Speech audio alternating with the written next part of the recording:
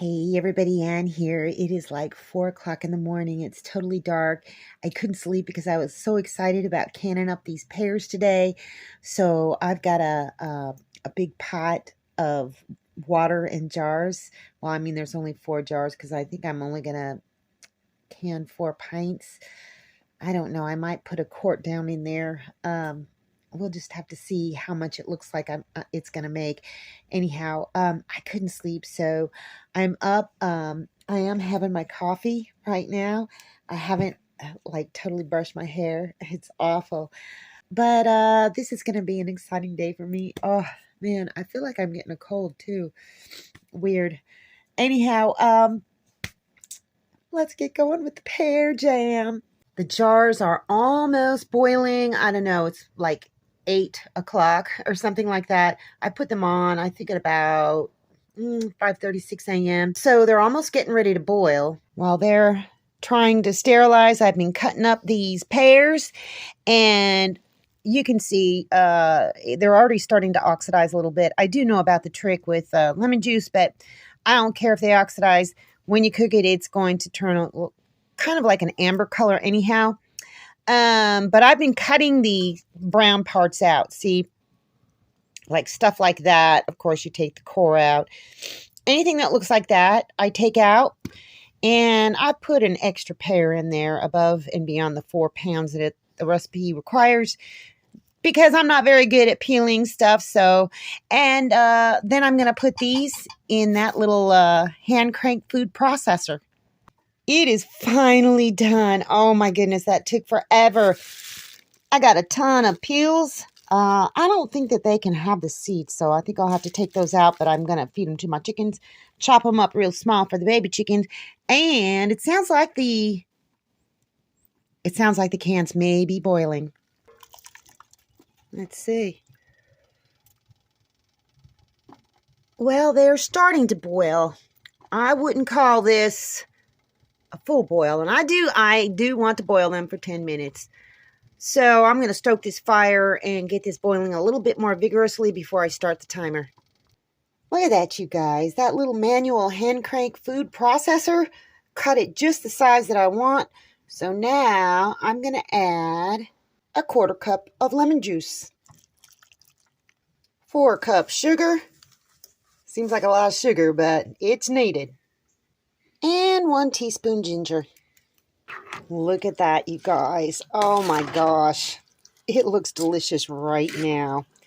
But this needs to cook and come up to a boil. And then I'm going to add some pectin. Oh my gosh, look at that. You guys, it is 32 degrees outside, and it is roasting inside this tiny house. I have the window right next to me, wide open. I've got the door cracked, and this stove. Oh, I think it's working better this year because I brought it a little bit further into the room. It's sealed up really nicely. Everything is insulated. So I'm roasting in here, even though it's freezing outside. So I'm just thrilled. The temperature in the pot is up to like 206. I really want to boil those jars because, I mean, I wash them, soap and water and rinse and stuff, but just to be sure, I just want everything nice and sanitary. So boil them for 10 minutes, but it's going to take that long for this stuff to get to a boil. So, it's almost there. They're almost there. So I just have to be patient. I think that's a good enough boil. I'm going to set my timer for 10 minutes. Jam started boiling, and it's got a little bit of foam on top. That doesn't bother me one single bit. I'm just going to watch it. If there's any foam after it's done cooking, I will skim it off. I'm going to reduce the heat here in a little bit. And once it's cooked, I don't know how long, 10, 15 minutes. Depends on how long it takes for this to kind of cook down and start looking like it's going to be gelling. Well, probably before that. I've never done this before, so I'm learning. But I'm going to put the pectin in and then cook it for another minute and then put it in the jars. This is exciting, you guys. I hope I don't mess it up. In case you're wondering, this is the pectin I'm using. One whole box of 1.75 ounce of Sure Gel. Okay, I've added the pectin, and it says to stir and boil for exactly 1 minute. So that's what I'm going to do. I got my little canning station set up right next to the wood-burning stove. Got my little grabber thingy. So I'm just going to get these jars filled up and put them in the canner. I'm not going to film this part. Got all the cans in, or jars rather, and I miscalculated this time a little bit. And it could be because it just took so long for this to come up to boiling, and some of it, evaporated because I kept lifting the lid, and it's not covering the jars by at least an inch. So I got some other water on boiling, and I'm going to add it to it and then get it up to a boil and process it for 10 minutes. There you go. That's about 2 inches, I think, above the jars. So you got to have it. I had to toss a couple more logs in there. There's red oak, there's white oak on the bottom, and there's on the left, there's one thing of cedar. That'll get it going good and hot. Oh, I love this. I love watching it, but right now I am actually sweltering in heat. Isn't this cool, you guys? Just look at this. Yeah, look at that pot. Yeah, some of you may say, Anne, why don't you clean that pot? I'm like, no, heck no. That's called a patina. Some people pay good money to get stuff that looks like that right off the bat. A patina. Well, I lost 2 jars. Well, 1.5 basically.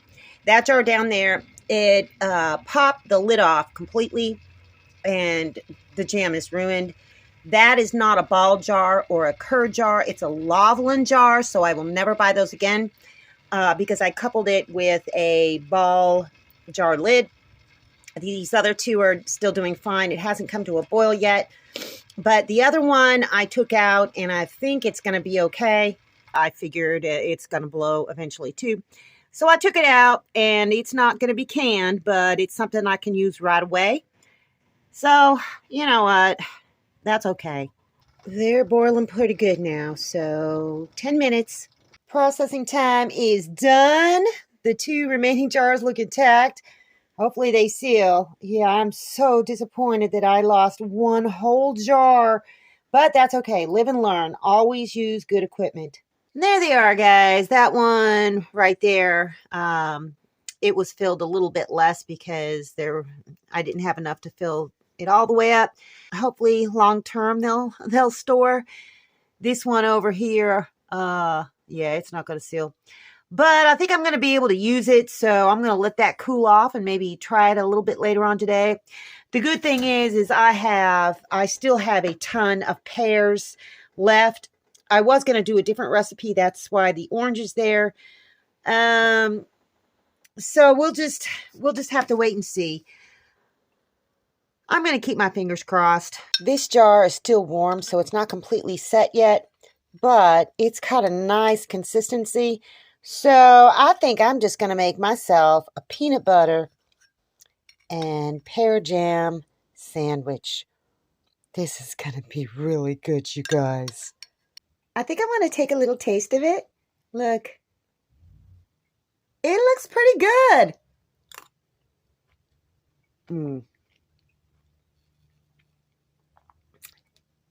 It's delicious. And it pairs perfectly with peanut butter. That's a delicious recipe for pear jam. Yeah, I'm a little disappointed I didn't get 4 whole jars because I was so excited, but I learned something. Those 2 jars, the Loveland ones, I haven't used them in a long time. There were fresh ball lids, wide mouth lids on them. I mean, brand new. So it's probably not best to mix and match. I know for sure at least one of those other jars has sealed. The other one, I don't know. I heard 2 pings in the pot, and then I pulled one of the jars out, and the seal, I could tell. It came up. I could hear it. So it's over there sitting. It's okay, because if it doesn't seal, I can just put it in my ice chest, because this one jar that kind of got messed up, it's going to go fast. It's probably going to be gone by the end of the day. I mean, I could just take spoonfuls of it, and it is really, really delicious. So I've learned, don't mix and mash your jars and lids. And I've reused the lids for the other 2 jars like 3 times. And I probably should have waited to get new lids. And I have brand new quart jars and brand new quart lids, but I didn't want to make jelly or jam in quarts. So I'm not going to do any more canning of the pears, and I think they'll last a little bit longer until I can get some more pint jars, pint and half pint jars, brand new.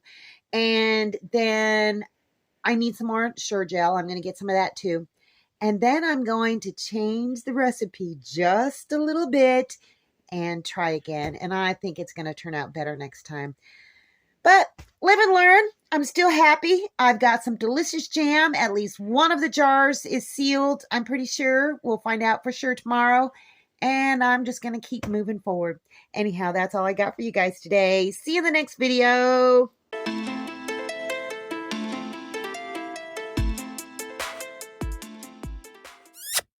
Thanks for watching, everybody. I hope you enjoyed the video. Make sure you like, subscribe, hit the bell, and y'all have a good one.